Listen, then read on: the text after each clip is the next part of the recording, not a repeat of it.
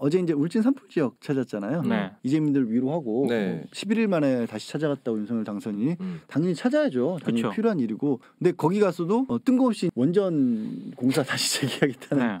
불난데 가서. 이상.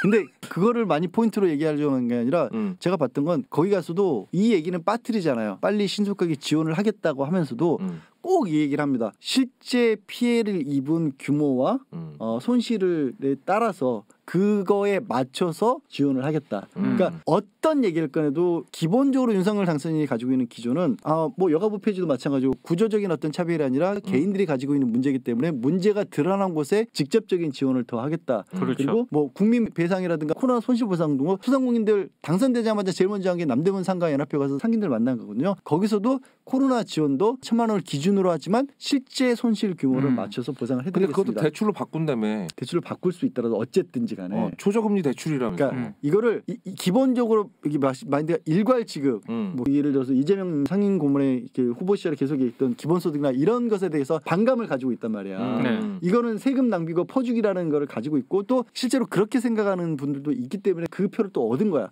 이른바 보편복지에 대해서는 반대하는 거고 항상 선별복지를 하는 건데 네, 근데 이해할 수 없는 게 보편복지의 혜택을 제일 많이 본 사람들이 반대하더라. 자꾸 그렇게 삐딱하게 하지 마. 미안해. 그래. 근데 이게 항상 문제가 나오는 게 그러면 그걸 어떻게 선별할 거야?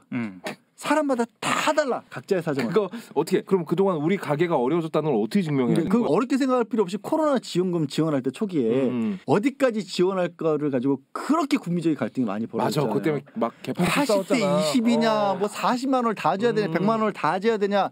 그리고요. 상위 70%면 그럼 70% 걸린 사람들은 어떻게 하는 얘기냐. 그때 나왔던 가장 강력한 반론 중에 하나가 그거 선별하는 비용이 더 든다. 맞아. 산불 피해 같은 경우만 해도요. 그 이재민들 중에 각자 사연을 따져보면요. 다 천차만별이에요. 그러면 그렇게 좀 당선인에게 여쭤봐야 될 것 같습니다. 어떻게요? 외람돼 없지만 어떤 기준으로 선별을 하실 건지.